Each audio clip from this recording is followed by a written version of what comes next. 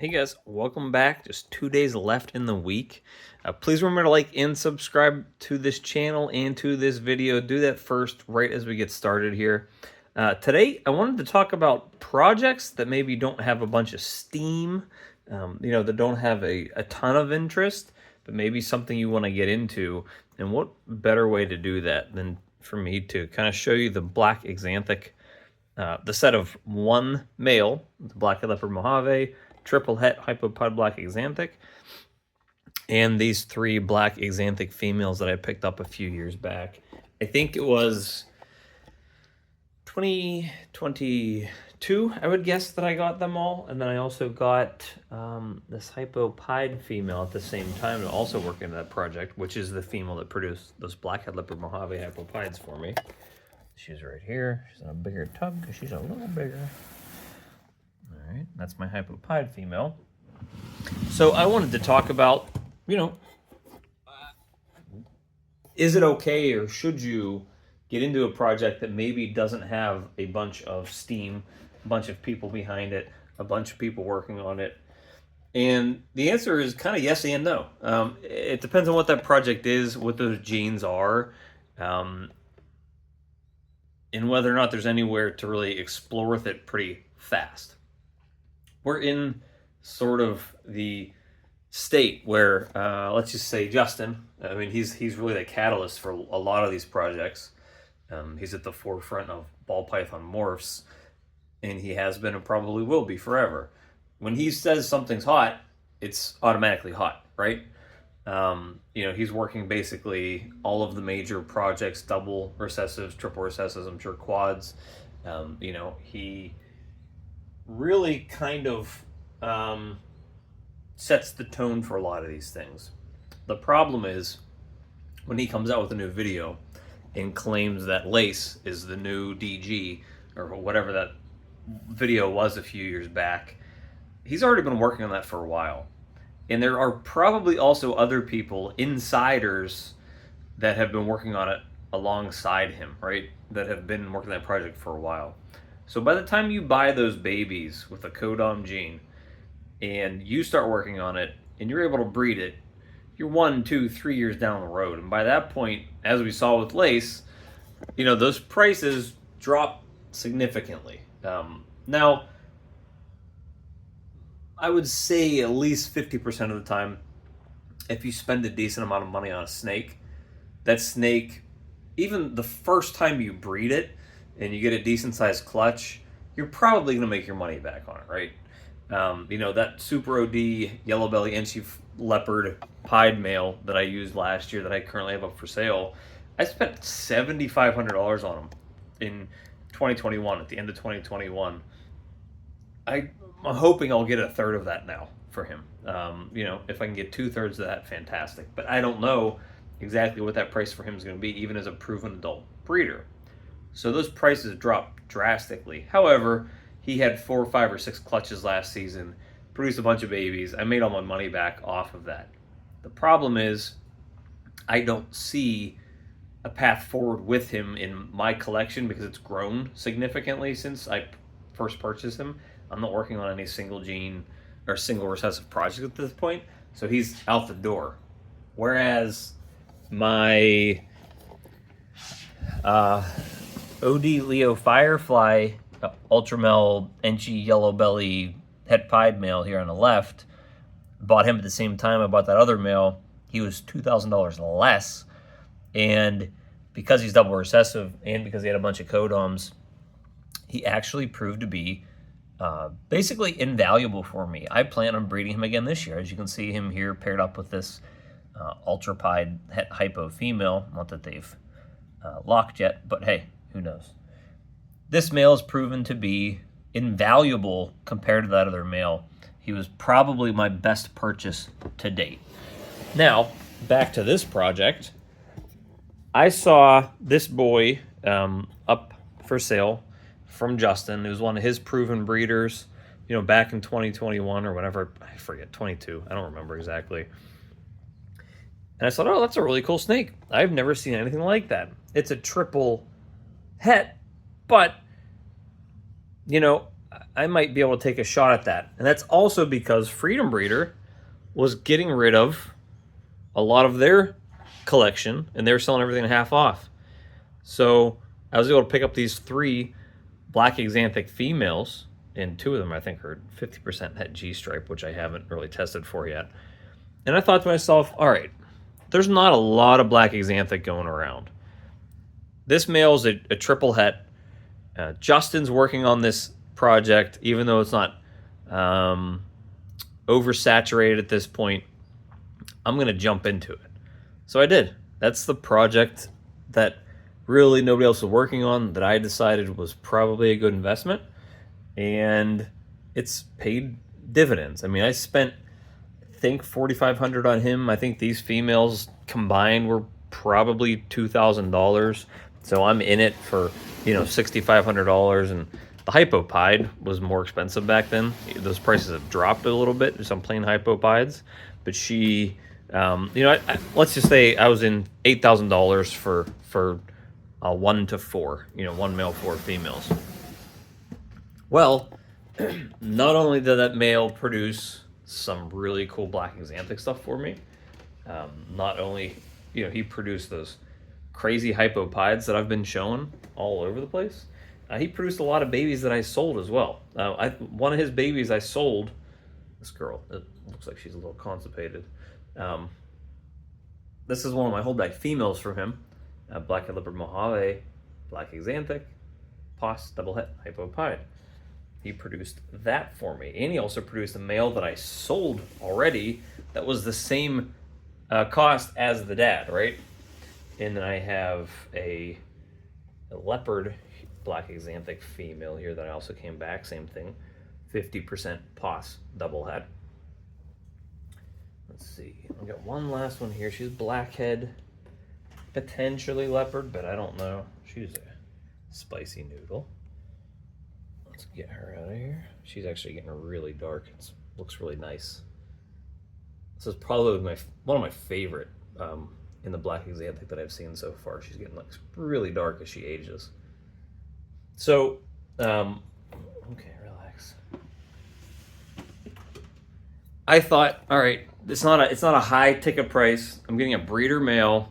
I was able to pick up enough. I was able to pick up 5 animals for the project at a pretty decent amount of money, and I was having them breed within the year. And so I guess that would have been 22. They bred all 4 of them bred last year, all 4 of those females.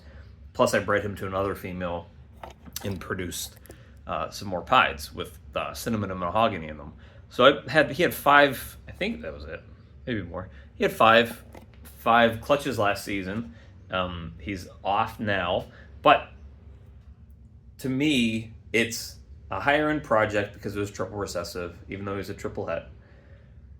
Justin was working on it, which to me, I guess, kind of signified, hey, this might be worth something. Hypopide is kind of untapped, even though they're very widely used and they're some of the most used, oldest recessives. There's still not a lot of experimentation going on, judging by the fact that black-head leopard Mojave that I have for sale hasn't been sold on Morph Market before. It's a 3-gene hypopide, but nobody has sold one. And then we're working on black axanthic, which at that time we didn't know was the same as TSK, which probably only helps the value a little bit because it opens up the customer base a little more, but that's a different story. So it wasn't really widely used at that point. It was a new line of axanthic that people were working on. We weren't sure what it was going to do, how it was going to interact with different things. And it works really well with those 3 codoms that were in that male. So those are all the different factors that told me, hey, this is a project that, I'm not spending $10,000 for 1 snake. I'm spending $8,000 for 4 snakes. And it might take me a couple years to build up. I don't even know if I'm going to be able to make black axanthic hypopides this season or not. It might be next year, I would assume. It's probably a better chance. But getting that hypopide het black axanthic male sure makes it easier.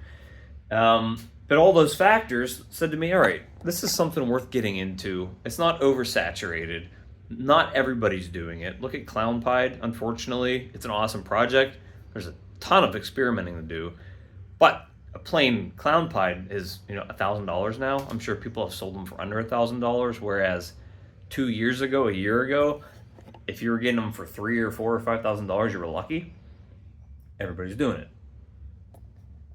it. I've seen like maybe 2 or 3 other people other than Justin and me that are working this specifically, listing stuff on Morph Market. I think Canadian Regis I saw, and maybe I think it was 818 Reptiles, were the only other 2 people that I was seeing that were selling higher end snakes from this project. So in terms of whether or not you should start working on a project that really has no steam. Well, this project, I would say, probably didn't have steam. I guess it's not like everybody started rushing to do it, and it's still not oversaturated, and I don't know if it ever will be, but because of that, because I'm able to produce really cool snakes out of those pairings, I'm making more money off of it. Now, these were all proven genes for the most part. Everybody knows Hypo and Pied. Everybody knows what Xanthic is, even though this was a different line. Blackhead and Leopard and Mojave are 3 genes that are proven to work together very well. I don't know if they really don't work together in anything. They look beautiful in Pied, in Clown, just a plain snake by itself without any recessives. And those are all the different factors that told me, you know what, it's worth the small gamble that I had to pay for it. Now, you shouldn't be looking at a single codom gene that nobody's using, that's been around for 15 years, and dedicate a bunch of resources to it. Let's just call it John Doe. Let's just call it the gene John Doe, just signifying that it's probably dead. Let's say you invest in John Doe, right? Let's say you have a male, and maybe the sticker price wasn't too high for this snake because nobody's really working on it, and there's like 2 people in the industry that have snakes with the John Doe gene. You buy one, let's say you spend $500, and you decide, all right, I'm going to work this. This is going to be my little side project, and I'm going to take up space in my rack for it. So I'm going to get a John Doe, and then I'm going to breed it to a Pied and a Clown and a DG. So you're taking up a rack, a level of your rack. You're working this gene in. So you have 3 clutches, and you have, roughly 20 babies. So then you're over here in your Mini 130, and you're taking up 2 rows of that, right? You basically have to hold back almost all those babies because you have to experiment. You don't have any John Doe DGs or John Doe Clowns or John Doe Pieds, right? So then you have 20 babies, and then they're taking up 4 rows over here in your 1065. Then you're bringing them back over here in a year, and they're taking up 5 rows in the 5540. That's half a rack just to hold back those 3 clutches. So then you're either buying another rack, those are 20 mouths you need to feed. You're running out of space in your racks for projects that might be more profitable, and you don't know where it's going to go. So the only people that I really recommend to say take a project that has no steam, that nobody's working on, is if you have an infinite amount of resources and space. And I don't mean you need to have $1 million, but if you have a space where you just have like 3 racks, 2 racks, an extra rack, whatever, hanging out, not being used, that you can dedicate to that because you aren't going to be buying more snakes or trying other projects, then go ahead. You have the space for it. If you can experiment, you might as well go right ahead. But I don't recommend that for like 99% of people out there. I'm not doing that. If I'm experimenting with a project, if I'm taking the Black Xanthic Hypopied project, and go watch my video, I think from Monday, where I talk more about the Hypopied project and how I'm working in Blackhead Leopard and Mojave into that. I talk about that extensively in that and how I'm going to try to kind of add some more genes into it, that's the sort of experimenting you should be doing. Sort of with stuff that's already proven, that people know already works, that maybe people haven't done yet. Orange Dream, Yellow Belly work really well together. They look beautiful in pieds. I like it in Clown too. Looks great in DG. There are other combinations that you can add into those genes. Let's see this guy. This is his first lock with a second female that I've seen, so I don't want to disturb him too much. Oh, he's not locked up now, so that's okay. So I got him from Justin last year. He's not really doing a good job of breeding yet. So this is a snake that doesn't have any visual recessives, right? He's an ODYB pinstripe leopard confusion double het DG clown. So he's not even a visual recessive snake. But I mean, isn't that one of the coolest non-recessive snakes you've ever seen? Look how cool that is. Anybody would love to have that snake in their snake rack. It's beautiful. So what I'm doing is I'm taking him to this OD clown. Posset genetic stripe. I'm not worried about the G stripe initially. But what if I hit a super OD YB Leo Fire confusion clown in this clutch? How many of those have you seen going around anywhere? And that's kind of how I experiment. I take genes that have a good track record, that people have done all the work before me, they've laid all the groundwork, and I think, well, what have people not done with it yet? And that's what I'm doing. I'm taking my OD Blade Pie double het clown MJ male, as you can see here, who's locked up, and I'm breeding him this OD Blade Clown female. So what I'm trying to do there is make super OD, super Blade clowns that are going to be het pied, posset MJ. How many of those have you seen around? Even just the even just the visual clowns. How many super OD, super Blade clowns have you seen?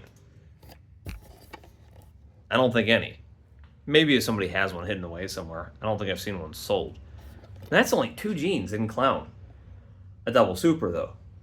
So, you know, don't take a project that's been sitting on the back burners for 2 decades that nobody's using, thinking you're going to revive it and make it the new lace. Because odds are you don't have the resources for it. If Justin wants to take lace and experiment with it and take 5 years and exponentially grow that, dedicate a whole rack to it just to see what it does, he can do that. He has the money, the cash flow, the space, the team to work that out. But if you have 2 racks, you don't. So I highly discourage you from wasting resources, the rats, the dollars in food, the space in your racks, to invest in a project that you have no idea if it's going to pan out. Because the other issue is if you end up with 40 snakes in this project and it doesn't get you anywhere and it doesn't look cool, what are you going to do with those 40 snakes? Right now I'm seeing pastel het pieds sell for be listed for $25. So if you spend 4 or 5 years working on this project and have 40 snakes and they end up being worth nothing, not only did you waste time where you could have had better animals in those places in your racks, you may have lost a ton of money as well. So those are the sorts of things you need to think about long term. If you want to keep one of those John Doe gene animals and maybe breed it to another animal and maybe try to make some super John Does in a couple years, I get that. I understand it. But don't overly invest into it. If you want to experiment with established genes and established combos and just try to take it up a notch. Try to double it up, double supers. Add some 1, 2, 3, or 4 other genes that nobody has maybe mixed in with it yet. That's the way that you should be experimenting.